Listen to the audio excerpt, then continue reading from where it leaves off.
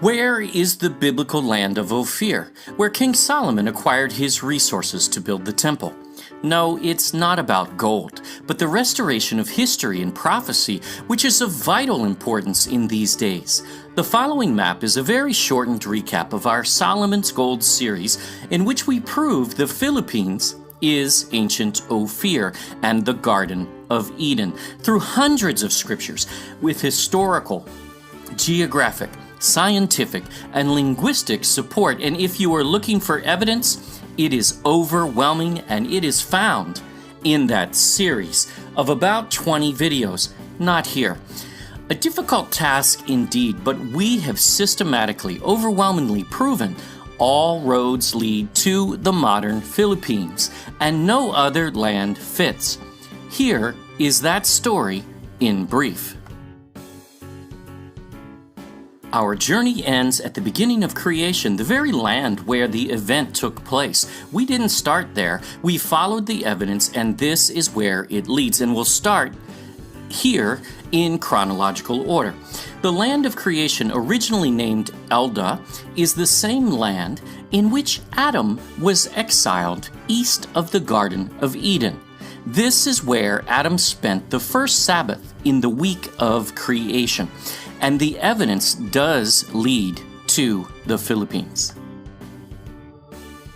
Adam and Eve were then taken into the Garden of Eden, which had been created in the first 7 days just to the west of Elda, modern Philippines. But we could not possibly know where that is, right? The evidence has been right under our noses all along, and we will offer a very small taste in this brief recap. In the book of Jubilees, which was considered canon scripture and inspired by the ancients, John the Baptist, and even the early church fathers, Noah divides the entire earth between his 3 sons, which we map out. He defines their territories turn by turn, and Shem basically received Asia all the way to the far east. One would have to review that mapping for support. It sets Shem's eastern border just beyond the Philippine Trench, or ancient Pisan River, which we explain, and the garden is defined as being in that area of Shem's territory. Later, Ham's territory is defined to the right or west of the Garden of Eden. Does this prove it? No. We do that in the series. This is a brief. Jubilees further identifies the garden as just north of all the mountains of fire. We find this to be the string of 147 volcanoes, literally called Gunung Gunung Api in Indonesia, which in Javanese literally means mountains of fire to this day. It sets a perfect border not only to the south of Shem's region, but also to the east, confirming the border to be the Philippine Trench on that side.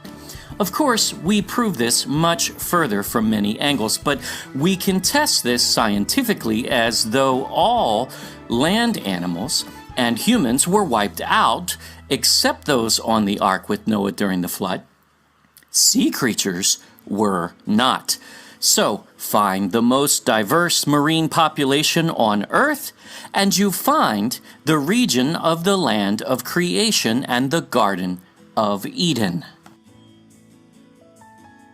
And the center of marine biodiversity on Earth is actually in the heart of the Philippines. The Sulu-Sulawesi seascape is the center of the Earth's marine biodiversity, according to conservation.org and numerous marine biologists today. Yes, even more diverse than the Great Barrier Reef. This is evidence for creation, not finding human bones.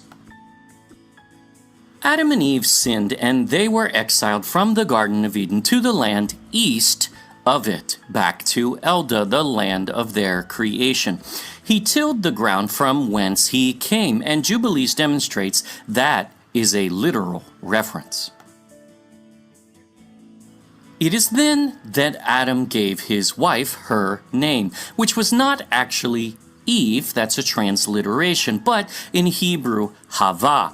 He then renamed the land Havilah, which varies Hava to match Eve's curse from the garden, as it means one who suffers pain that brings forth. The Bible is brilliant because it defines this land by its resources, and it still holds true and identifiable to this day. There is gold, and the gold of that land is good, abundant. The Philippines has been mining gold since at least 1000 BC, yet still has the second largest gold reserves in the ground of any country.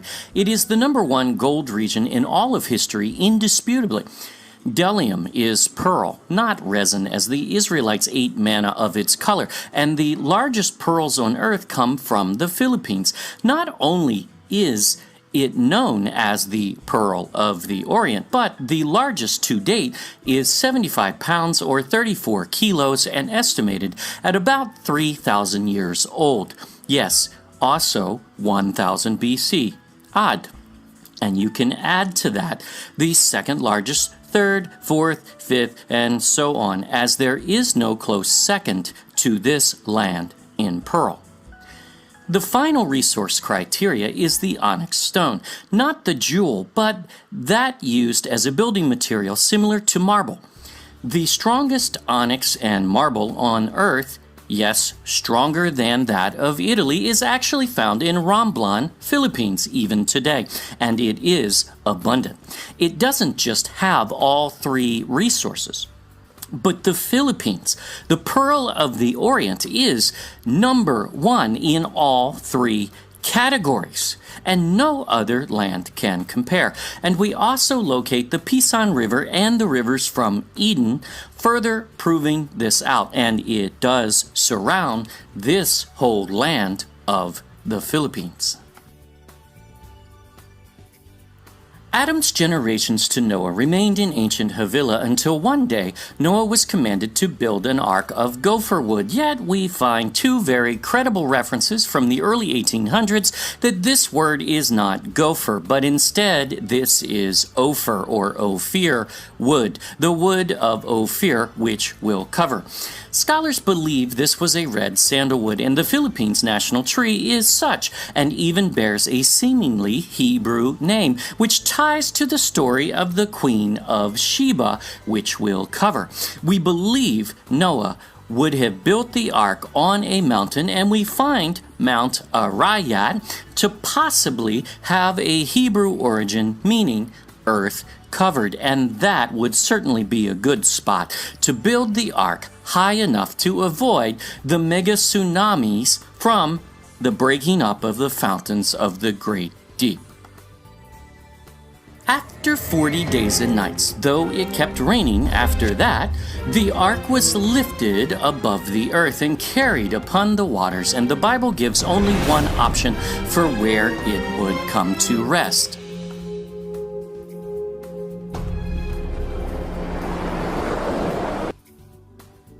The ark landed at Flood Peak when it was 15 cubits above the tallest mountain on earth, and this is the only mountain on which it could have landed on that day, as the ark was about 15 cubits below the water level and 15 above. The only mountain on which it could have landed at those biblical measurements is Mount Everest, the tallest in the Himalayas. In time, Scripture says Noah's descendants migrated from the east into the plains of Shinar, modern Iraq. So, any mountain not east of Shinar is ruled out as an option, and any mountain shorter than Everest, which happens to be exactly due east of Shinar, is also ruled out biblically. Also, the name Mountains of Ararat, where the ark rested, means highest land, and the one standalone mountain in Turkey, which is 12,000 feet too short, fits none of the biblical descriptions whatsoever, but serves to further stretch the cover-up of history erroneously. And Noah's son Shem had Arphaxad, who was given two regions, Israel, which was stolen by Ham's son Canaan, and Iran, where they lived initially from Shem's territory of Asia. From him came Eber, father of the Hebrews, and after the Tower of Babel, his two sons split up, departing from their land in Mesha, or Mashhad, Iran, on what became known as the Silk Road later, and they migrated. Peleg's lineage, the Israelites, ended up in Israel eventually. But Genesis 10 tells us exactly where Joktan and his sons went east, not west, to Sephar, the Mount of the East. Sephar is a Hebrew name for the tree of life, and the Mount of the East is a holy mountain of Yahuwah God, both found in the Garden of Eden, also in the east. Oh, and among Joktan's sons was Ophir, Sheba, and Havilah. They were headed to the land of the Garden of Eden and creation, and they found it. No, they could not enter the garden, but the land above it where Adam and Eve lived, and Noah built the ark. The unique thing about Ophir is he is the only Ophir mentioned in Scripture, yet there are multiple Shebas and Havilahs, so every time you see those two names, you must ask which one. But with Ophir, there is only one, and when those brothers are mentioned with Ophir, we know to which family they refer. Around 1000 BC, King Solomon builds a brand new port and navy on the Red Sea to go to these three specific lands, and the Bible provides the resources with which his navy returned. First was gold and silver, and we already know Ophir, Philippines, has been mining since 1000 BC, and number one in gold in history and likely silver. Many are thrown by this, though. Ivory has been abundant in the Philippines as far back as history goes, and the bones of rhinos from very ancient times have been found, as well as the presence of elephants mentioned by Pigafetta, the historian who traveled with Magellan. Whether traded with its neighbors or native, either way, ivory was abundant in the Philippines. The Hebrew word for apes in this passage is actually a reference to small monkeys, not the large apes you may think of, which would be almost impossible to handle in that age. And the smallest primates on earth are found there as the Tarsier of Tarshish, whose name seems to be no coincidence. The Palawan peacock is also native to the Philippines, and Pigafetta mentions seeing them in the 1500s as well. Then there's almug wood, which no one seems to know what it is, yet Solomon was returning to the land of creation where Noah built the ark, and likely that same red sandalwood he used was used in the temple for obvious reason. And again, it ties to the Queen of Sheba, which we connect. So, the Philippines is 7 for 7 on the resource list, not one missing. And the other lands who make such claims cannot produce all 7 resources, nor do they fit the rest of this criteria, as only the Philippines does. And we said this case is overwhelming indeed. But also, when the Queen of Sheba came, she brought gold from her land. She brought precious stones, which are documented not only in Mindanao, but also even diamonds in Borneo, which has a territory called Sabah, which once belonged to the Queen of Sheba. It means territory of Sheba. Philippines. Even before the era of the modern dispute, these gemstones were also documented in the Philippines already by Pigafetta, De Morga, and others. So regardless of how they got there, native or not, they were certainly there for Solomon's navy to trade. And finally, Sheba brought a very great store of spices. The text uses a word sometimes interpreted as frankincense, a newer French word. But no matter, as the Philippines has frankincense too, called poor man's frankincense, not because of a lesser quality, but because it's cheaper, as the rabbis own and endorse their Ethiopian farms in a narrow, unbiblical, unethical way. The story of Ophir is chronological, offering sequential events as they unfold.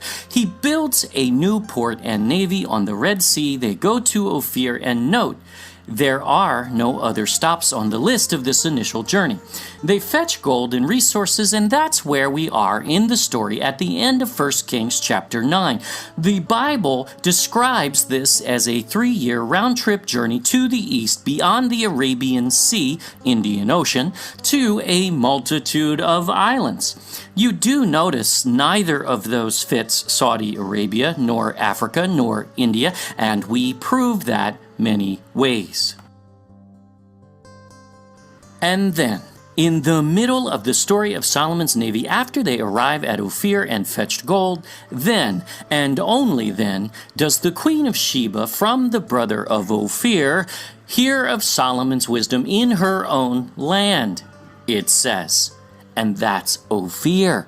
And she comes at the same exact time as Solomon's navy, offering her gifts worth millions of dollars today at the same time as Hiram, Solomon's admiral. She arrives at the Red Sea port with Hiram, but she has an issue. She now has to get her entourage and 1,300 pounds of gold, a very great store of spices as has never been seen in Israel until that day, and jewels from there to 319 kilometers or 200 miles north to Jerusalem. That requires camels, which she hires, and yes, she travels through the desert to get there.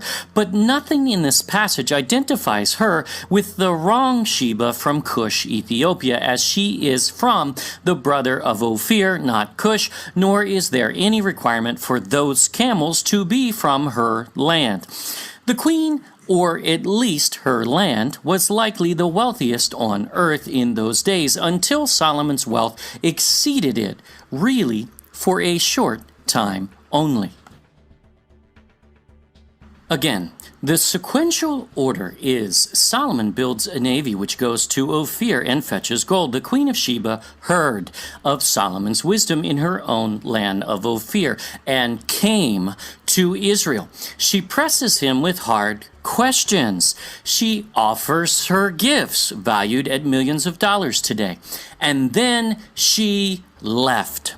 And that's it. She does not have an affair with Solomon, especially not producing a child, according to the source of the story, the Bible.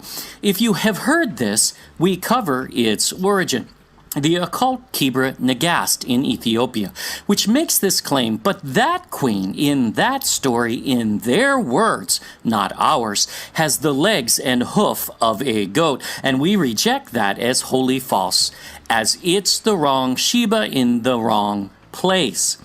This accurate Queen of Sheba is from Ophir, Philippines.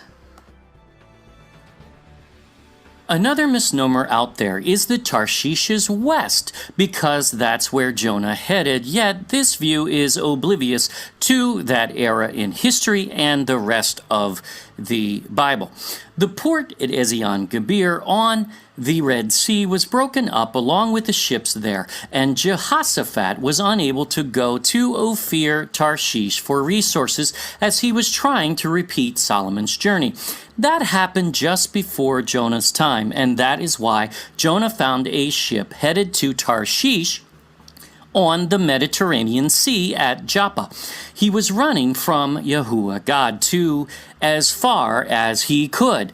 He wasn't looking for the most efficient route, but the longest, so the ship to Tarshish had to head west, but its end journey must still be east, as it must match the other passages which say Tarshish is a 3-year round-trip journey east. And this passage does too, if one really reads it. Jonah is thrown from the ship and swallowed by the whale or large fish of some sort for 3 days. However, scholars seem to miss the part where he was spit up on shore and made a journey to Nineveh of another 3 days. What Jonah did there is narrowed down where he was dropped off, because one cannot get to Nineveh from the Mediterranean in any direction in those days in less than about 14 days, not 3. He was obviously dropped on the Persian Gulf and took the Tigris River north for a 3-day journey, which is about right.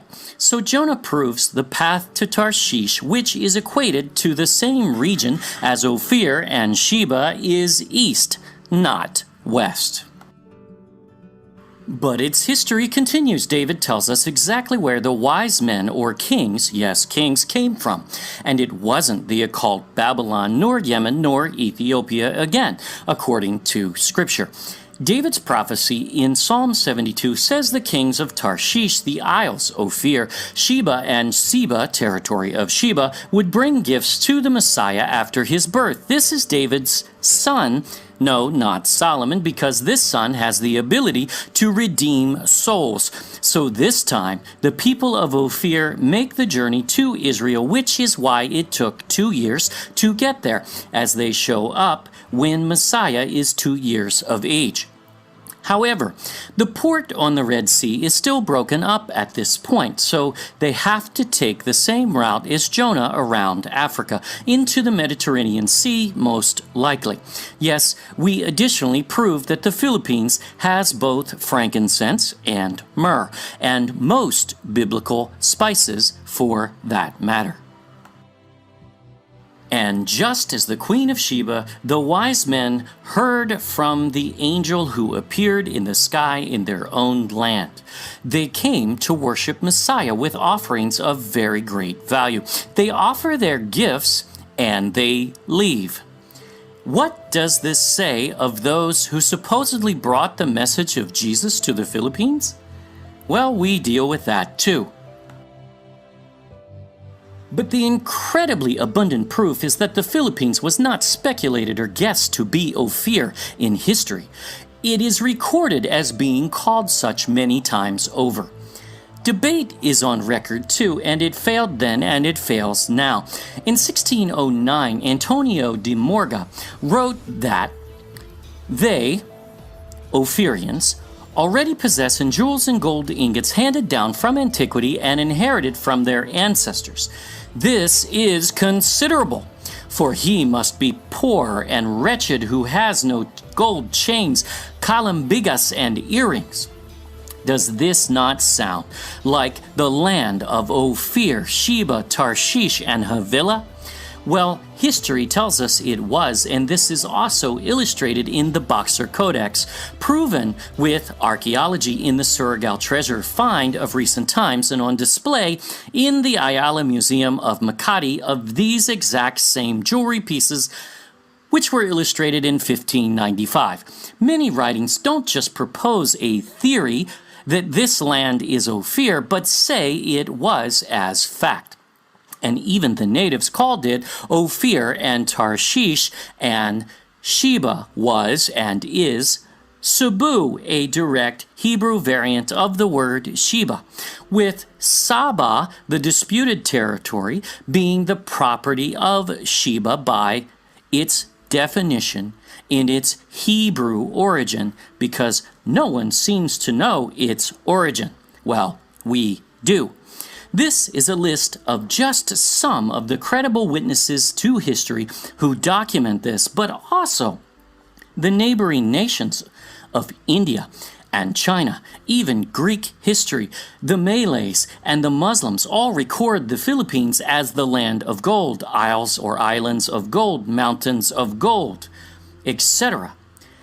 Everyone knew this to be the wealthiest land on earth at one time, and this is what attracted the Jesuits to come and rape and pillage the gold and resources, which still continues today, but not for long, because Ophir is not a third world country and it will rise. Messiah said, "The queen of the south shall rise in judgment with this generation and condemn it." And we are seeing signs of this already today. Cebu is still known as the queen of the south today, and its name is a derivative of the Hebrew word Sheba indeed. Isaiah says, "The isles shall wait for me, and the ships of Tarshish will bring Israel's sons and daughters from afar." This has not happened yet, nor has any regathering of the lost tribes of Israel occurred, and we deal with that in our series next. From the ends of the earth. Some think this series is about gold, but we could care less about gold. This is about restoring the history and prophecy of the most significant land on earth and a deserving people. Even in recent times, the Philippines has had one of the world's fastest growing economies, and new resource discoveries abound. Here are a few. Even more gold and silver has been found. Deepwater oil fields have been found. Over 3.9 trillion cubic feet of natural gas identified. The world's biggest palladium reserve found. Even platinum found. But these are merely physical resources. The most important find is that of a people rediscovering its rich and valuable history and heritage and restoring its purpose in prophecy. And this is happening right now. As the Philippines and the world begins to learn that the modern Philippines is Ophir, land of Solomon's gold and resources used to build the temple, the land of the Queen of Sheba, the wealthiest woman in all of history. Tarshish, the mariner son of Javan, equated to the same region and resources as Ophir and Sheba. The land of the Garden of Eden and creation, Elda, even seen in common names like Imelda today. And Havilah, the land of Adam and Eve and their generations all the way up until the flood. And all of these names are not only documented and located from biblical sources, but history agrees. This land was significant before the flood. It was shortly after the flood. It was in the days of Solomon, in the days of Jonah, in the days of Messiah, even up until the arrival of the Spanish, who record incredible wealth divided among all its citizens and ships as large as the Spanish ships. And most especially, it will be in the fulfillment of prophecy in the coming days, and it is rising even now. This is evidence, and it is overwhelming, and you will find we do not speculate, but we prove this case in over a year and a half since going public with this find. No one has debunked it yet. It's okay to enter this journey with skepticism, as we certainly did as well. We challenge you to watch, test, even try to prove it wrong. And if you agree, apply this newfound knowledge, which is really not new at all. And many witnesses confirm what we are just now finding out, restoring an ancient truth, which many knew all the way up until the 1800s or so, when it was lost, at least. Even the likes of Columbus fully identified modern Philippines as ancient Ophir, Tarshish, and the Garden of Eden. And there are far more than two witnesses to establish this as fact. May Yahuwah God bless your journey.